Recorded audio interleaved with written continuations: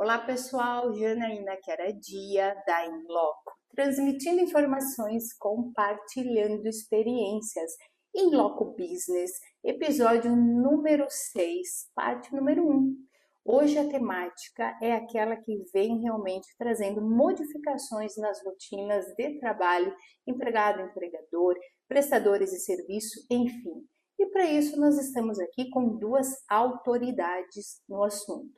Dr. Célio Neto, querido amigo, advogado, pós-doutor, que vem com toda a sua bagagem aqui contribuir para esse momento tão importante da Inloco. Dr. Iros Losso, que é procurador do trabalho e vem com toda a sua bagagem também de participação, de movimentação do Ministério Público do Trabalho, esse importante órgão fiscalizador, atuante, e traz para nós, nesse momento, as principais modificações na NR1. Doutor Iros Losso, meu querido amigo Célio Neto, sejam muito bem-vindos à Inloco. Muito obrigado, uma satisfação estarmos aqui com você. Doutor Um prazer também. Então, assim, pessoal, vai ser um bate-papo muito descontraído. Eu sei que vocês vão participar dessas três partes que nós vamos ter aqui na Inloco Business. Mas antes de nós adentrarmos na temática principal, eu quero apresentar um pouquinho mais da trajetória de cada uma dessas autoridades que estão conosco hoje, iniciando pelo Célio Neto, essa bagagem inteira que tem junto as rotinas de trabalho ao estudo, incansável no seu aprofundar nessas relações de empregado-empregador, essa movimentação que faz a sociedade se transformar. Célio Neto, a partir de agora eu gostaria que você se apresentasse um pouquinho melhor, como iniciou essa tua trajetória, tanto na advocacia como acadêmica, que realmente a gente vê ali você a cada passo, a cada momento, buscando reflexões, buscando trazer, né, seus anseios da advocacia para a academia e vice-versa. Célio Neto, agora é com você aqui na Inloco. Muito bem, muito obrigado, doutora Jana, doutor Iros. Uma satisfação recebê-los aqui no escritório. Muito bem, Jana, amigos do Inloco.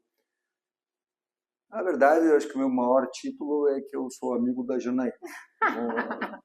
Não é à toa que ela me convidou para participar do programa. Senão, se eu não fosse amigo da Janaína, não fosse amigo do Iros, aliás, a autoridade aqui é o Dr. Iros Reichmann Losso, procurador-chefe do Ministério Público do Trabalho. Eu sou um advogado. Sou um advogado que iniciou as atividades há algum tempo. Não precisa falar quanto tempo, né? Não, deixa essa parte. Mas como é que o direito do trabalho me picou, talvez? Isso mesmo. Uhum. Eu cheguei lá no escritório do professor João Regis Fazbene Teixeira, que era o papa de trabalho da época, e fui entrevistado pelo filho dele. E ele disse, você está querendo estágio? Sim, eu gostaria de um estágio. Que ano que você está? Eu estou no primeiro. Então volto daqui 2 anos, porque eu não contrato ninguém aqui antes do 3º ano. Mas eu estou no 3º de administração. Então eu tenho um pouquinho mais de maturidade e eu vou me esforçar para poder atendê-lo, etc. Bom, então é o seguinte, então você fica aí trabalhando, mas não vai ganhar nada, só o dia que você se tornar útil. E, na verdade, eu deveria ter pago para aquele estágio, porque eu aprendi muito. Depois, a partir dali, fiquei 5 anos no escritório, depois mais 10 anos sócio em um outro escritório, e depois aqui a gente está caminhando para os 8 anos aqui na Célio Neto Advogados. E nesse meio, nesse percurso, eu me considerava um advogado que trabalhava direitinho, etc., mas que para poder ter saltos maiores, ter uma compreensão maior do direito, faltava uma maior bagagem acadêmica. Então eu já tinha feito acho que umas 3 pós-graduações, e aí depois eu acabei fazendo a COGEAI, da PUC de São Paulo, uma especialização de 2 anos lá, Aí depois veio o mestrado na PUC de São Paulo, depois o doutorado na PUC de São Paulo, depois o pós-doutorado na Universidade do Porto. Daí você sabe, Diana, que há mais ou menos, sei lá, um ano atrás, não lembro quanto tempo foi, eu fui colocar uma palestra minha no chat GPT pedindo para que ele transformasse aquilo num artigo. Horroroso, uma porcaria, não deu para aproveitar para nada. E esses dias, depois de eu ter desenvolvido melhor o programa, então, eu coloquei novamente. E aí ele montou uma coisa bem mais bacana, transformando aquela minha apresentação em um artigo com a minha forma de escrever. Eu tenho uma plataforma,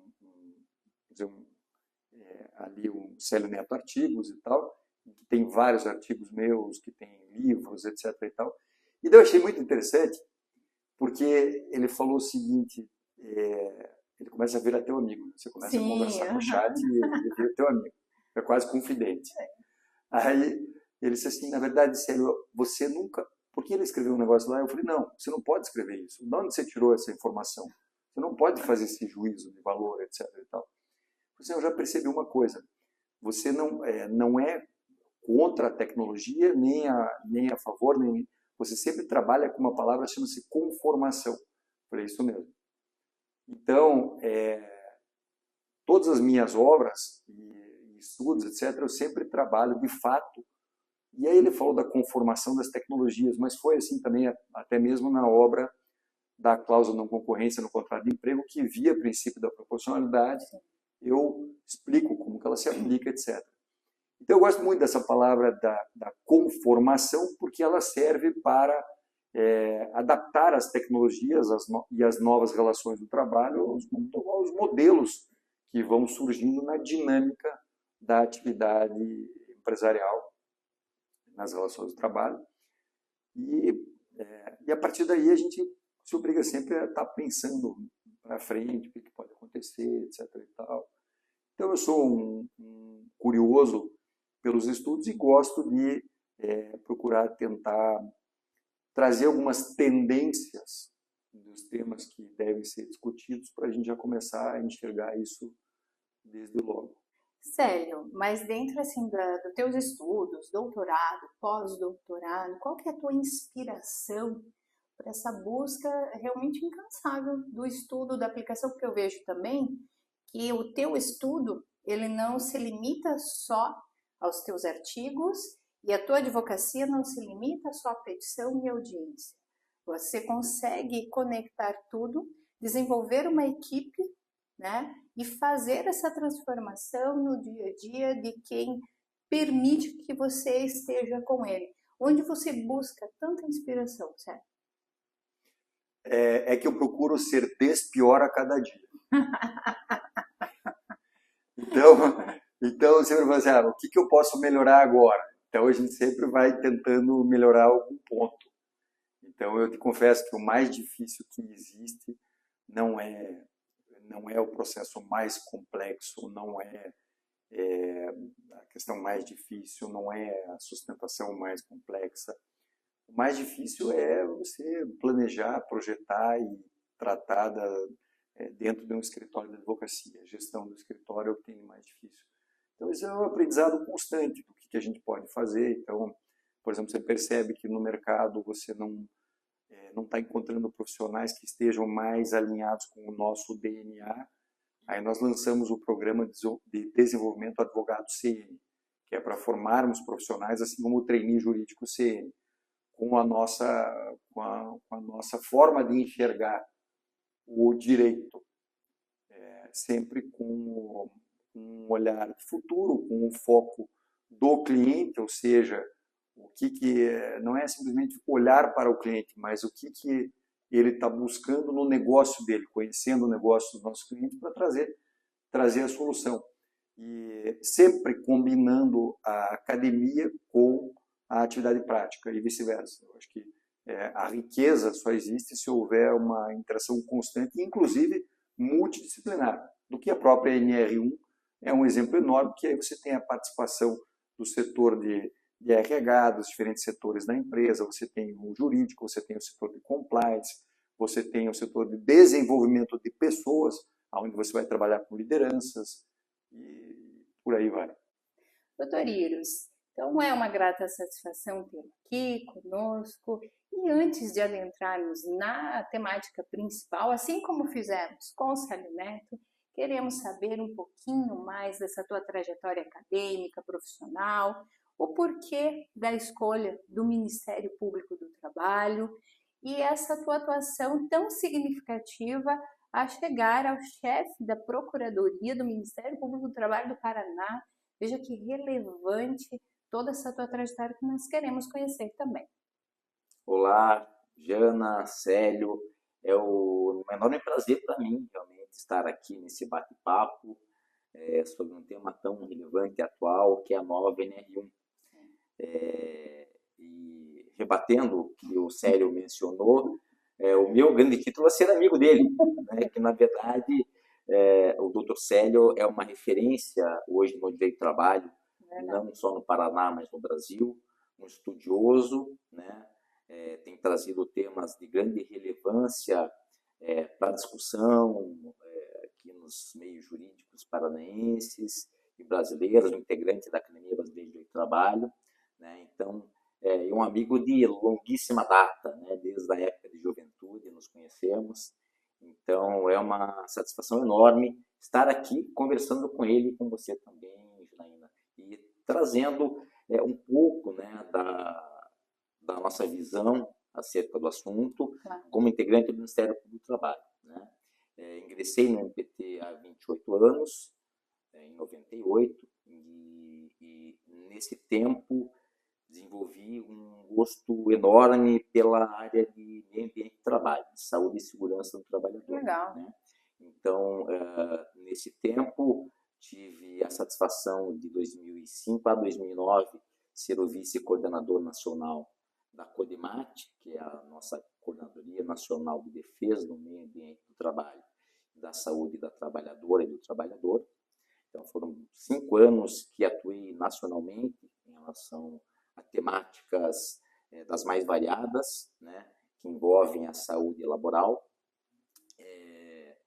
Também, seguindo nessa linha de matéria que gosto muito, fiz meu mestrado e a dissertação foi sobre a NR1 também. Olha, que a legal. Ideia era fazer uma comparação entre a tratativa legal brasileira e espanhola, né, no mestrado foi na Espanha, sobre a saúde mental no trabalho. Né? Então, essa minha atuação do Ministério Público do Trabalho reflete, até foi a minha intenção de ingressar na instituição, de realmente atuar de uma forma que pudesse contribuir para o direito do trabalho, para uma relação que envolve o que se dizia antigamente, assim, disputa de classes, mas que não é mais hoje em dia. Não existe uma disputa de classes, existe uma forma de produção em que empresário, trabalhadores, sindicatos, órgãos de fiscalização estão todos envolvidos, e o que se busca sempre é aprimorar isso, né? Aprimorar as relações de trabalho. Então, essa visão que procuro trazer também ao Ministério Público do Trabalho. Né? Sempre se tem, assim, às vezes, uma impressão, não, o Ministério Público do Trabalho, outros órgãos de fiscalização, têm só uma atuação repressiva. Não, nós temos também uma atuação orientativa, promocional, de difusão do direito do trabalho, do direito dos trabalhadores, de forma a harmonizar, a melhorar o mundo laboral. Então, acho que esse é um ponto importante, que a experiência que tenho no Ministério Público do Trabalho certamente trará alguns pontos a auxiliar a nossa discussão no dia de hoje. Muito bem, olha que interessante, partindo dessa premissa da busca de vocês dois, né, de um apanhado, de preservar um ambiente sadio, harmonioso, seguro, cada um dentro das suas expectativas de trabalho, Célio Neto em frente aos empresários, né, o Iros Losso com toda a sua movimentação no Ministério Público do Trabalho. Os estudos de vocês, que não são só os que hoje estão sendo debatidos, comentados com a NR1, qual que é a modificação, os impactos que nós vamos conversar daqui a pouco na parte número 2. Mas já para a gente dar aquele gostinho para quem está nos acompanhando e vai fazer também vai fazer os usos das nossas palavras a partir de amanhã, a parte 2 e a parte 3, que tal, a partir de agora, um debate de vocês trazendo um pouquinho do que mudou, por que essa preocupação, né? A legislação ela precisa ser estudada, esclarecida, os impactos e as modificações que nós vamos ter, mas já dá aquele gostinho do quero mais, pode ser? Claro. Então vamos lá. Então vamos só entender o seguinte, como é que a gente chegou nesse momento? E aqui eu também vou ter que pisar em ovos quando eu falo de meio ambiente do trabalho com o meu amigo procurador-chefe do Ministério Público do Trabalho. Mas a Constituição de 88 trouxe lá o direito ao meio ambiente do trabalho equilibrado. E a conjugação dos artigos 200 e 225 inserem o meio ambiente do trabalho nesse conceito maior de meio ambiente.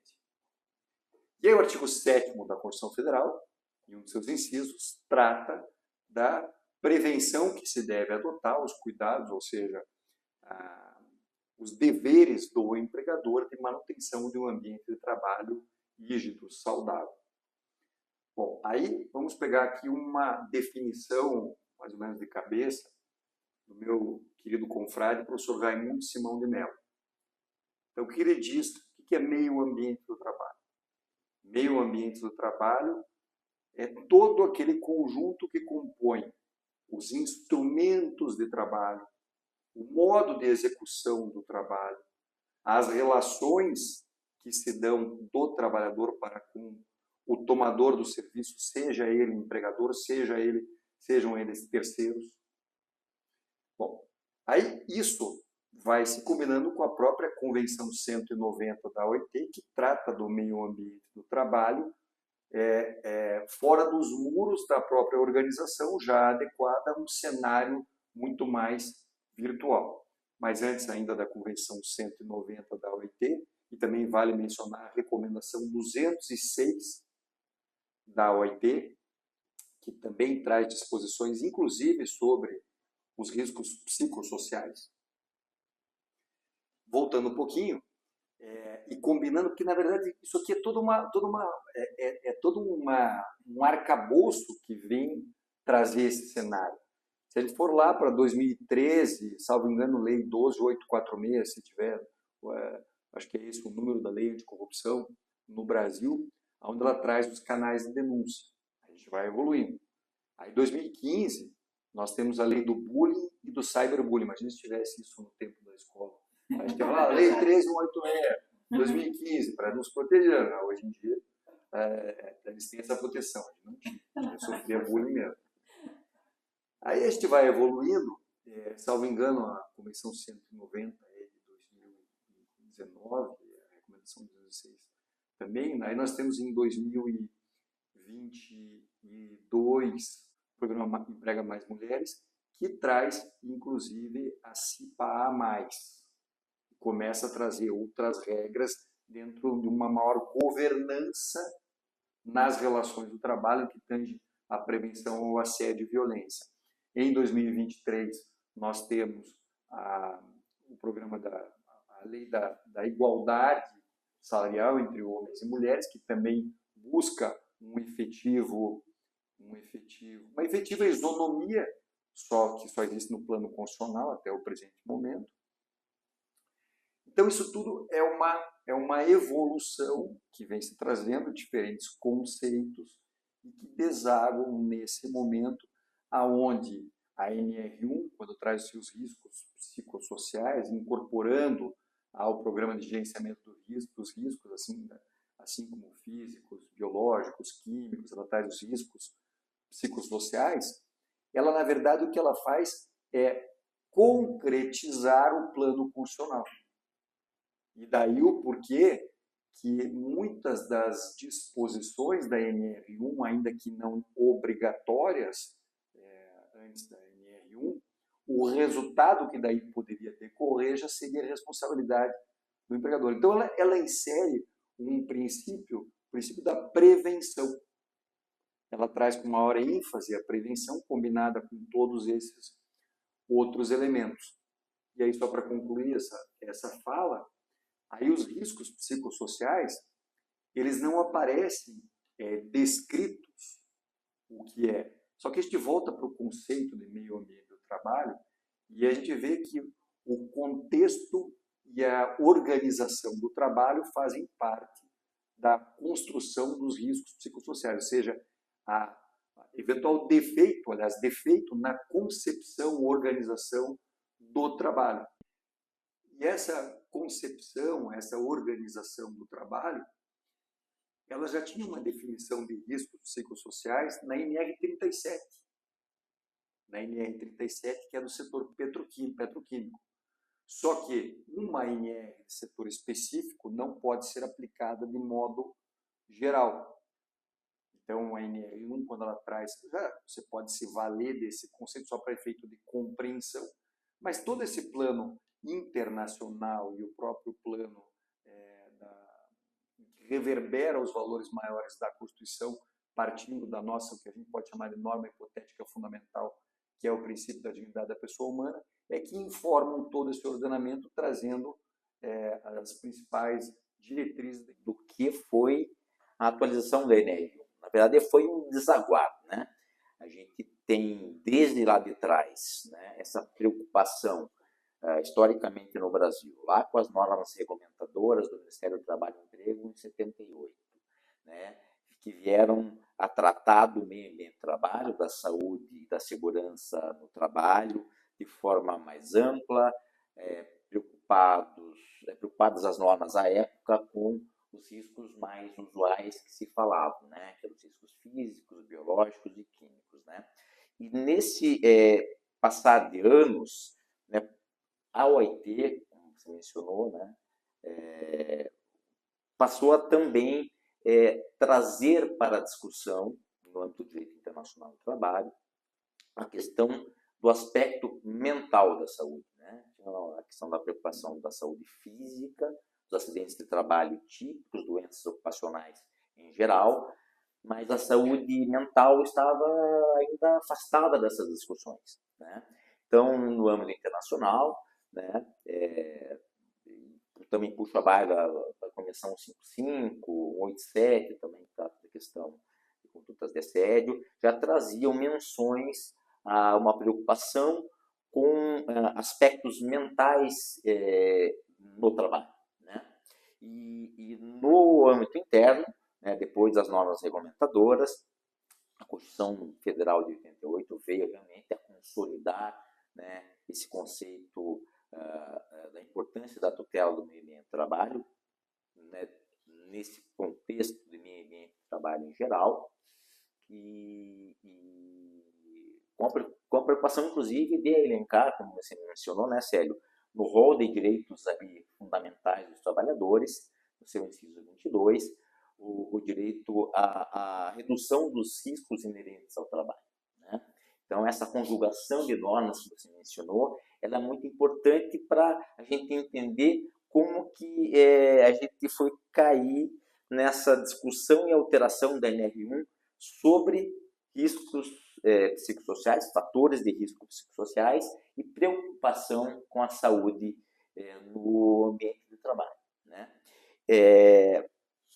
E aqui a gente vê também, né, que é uma questão de contexto histórico e social, né?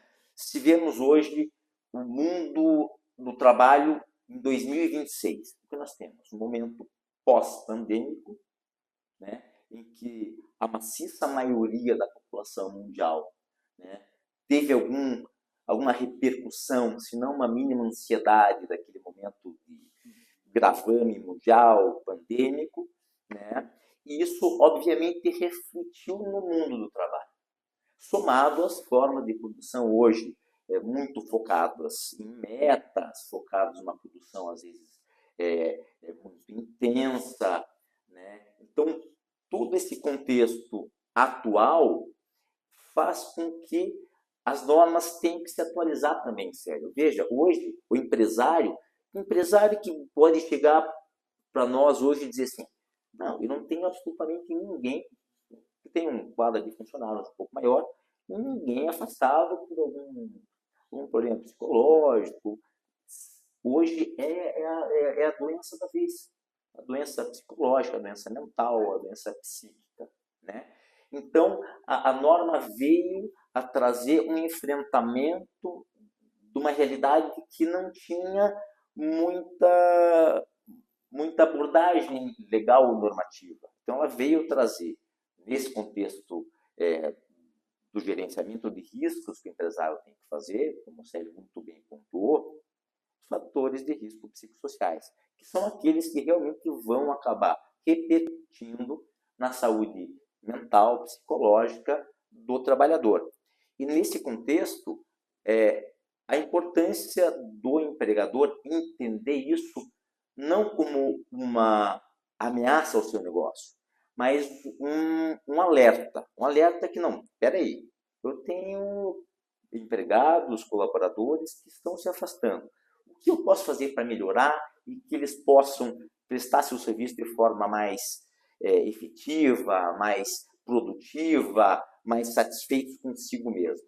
Então, é nesse contexto que surge a atualização da NR1, trazendo esse conceito de fatores de risco psicossocial, que hoje a gente vai ter que lidar, porque a norma está aí para que os empregados também, os empregados e empregadores principalmente, tenham esse foco na saúde mental dentro da sua empresa. Porque na medida em que a OMS classifica o burnout como doença do trabalho, não se discute mais que o burnout decorre do trabalho desenvolvido. Claro. Agora, será que burnout? Qual é o ponto aqui? Eu vou falar de cabeça também de novo. O burnout tem, acho que, 122 sintomas diferentes. E a gente tem visto com muita frequência o perito fazer o afastamento com o CID relativo ao burnout, sem avaliar o contexto e a forma de realização do trabalho. Ou seja, ele não fez uma inspeção in loco. Como que ele pode dizer que é burnout? Então, esse é um problema muito sério, porque muitas vezes você tem uma série de fatores desencadeadores fora das relações do trabalho e a pessoa é afastada como burnout. E todos nós estamos infoxicados, cansados, a gente está cheio de informação, a gente está cheio de trabalho, etc. E tal. Agora, não necessariamente aquilo é decorrente do trabalho. Então, isso nos coloca numa situação cada vez mais de debate em razão desses afastamentos e com toda essa responsabilização que a gente construiu, o histórico da NR1, que a gente chega até aqui, até onde vai a responsabilização do empregador. E aí, quando é burnout, quando não é. E aí a gente fica numa linha tênue, que é algo complexo, que eu acho que nós vamos ter que cada vez mais evoluir nessas discussões. Célio, claro que a maior dificuldade no assunto que estamos tratando hoje, qual que é? Né? É a característica multifatorial dos distúrbios mentais e psicológicos. Né? Esse é um ponto, claro, que da importância também de você ter um corpo técnico, inclusive nas empresas, nos órgãos de fiscalização, para que te dê um respaldo para entender que aquele problema de saúde mental é decorrente do trabalho. E para isso você vai ter que analisar essas questões multifatoriais, multicausais. Né? E daí, como é que você vai ter que fazer a análise, no meu ponto de vista, eu sou da área jurídica, não da área psicológica ou médica, psiquiátrica, né? Mas com a experiência que a gente percebe.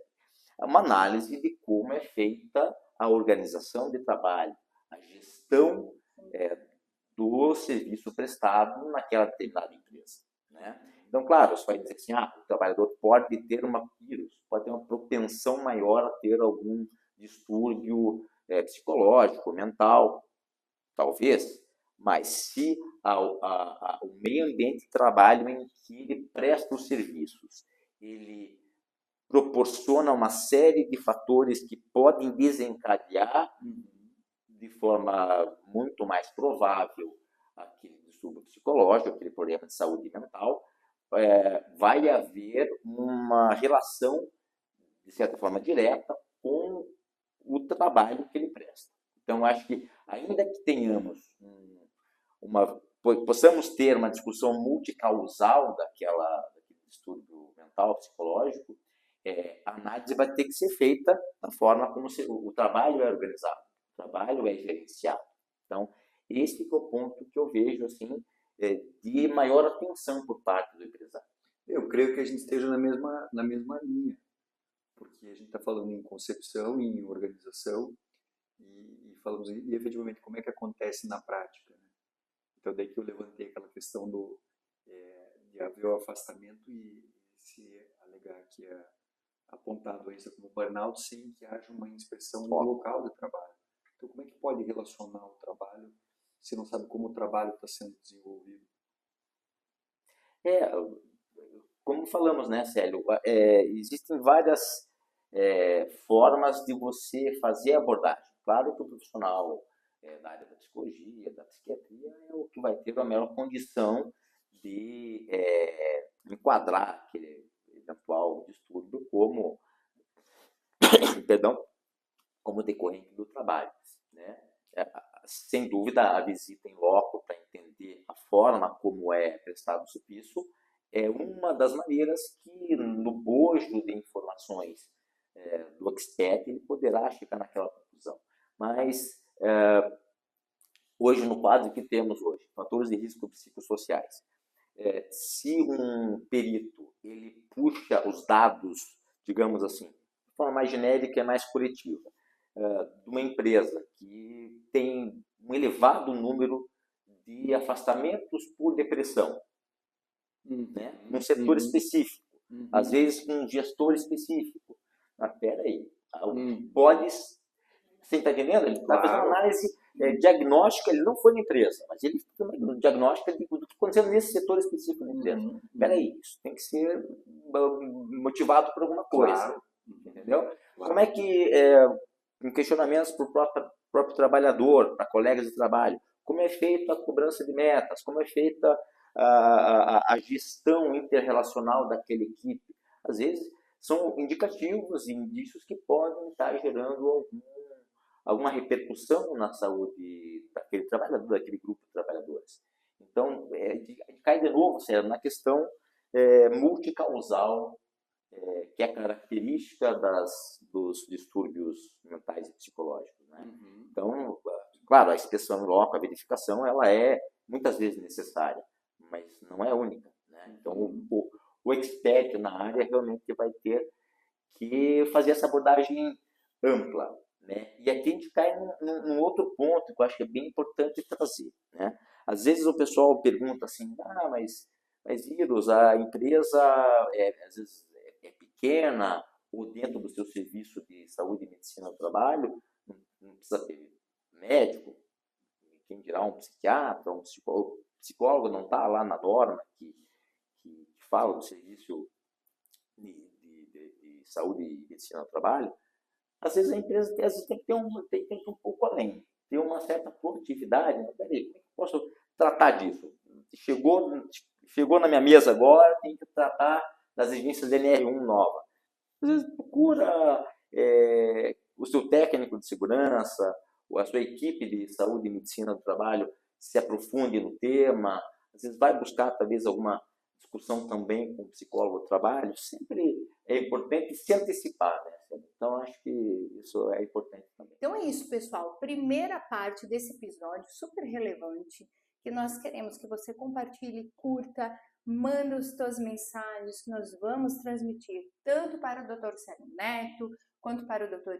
Iros Losso, para que você possa dialogar no seu dia a dia a respeito dessas modificações da NR1. Você é empresário, empregado, empregador, prestador de serviço, que você entenda o alcance que essas modificações possam ter para você.